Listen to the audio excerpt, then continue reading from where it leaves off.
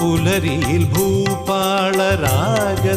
ഭഗവാന്റെ പഞ്ചാക്ഷരി മന്ത്രം ഉയരുമ്പോൾ പടിയാറും താണ്ടി ഞാൻ അവിടുത്തെ സവിധത്തിൽ പരിചൊടുവന്നെത്തി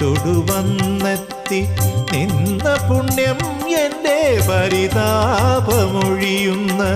സത്മുഹൂർത്തം.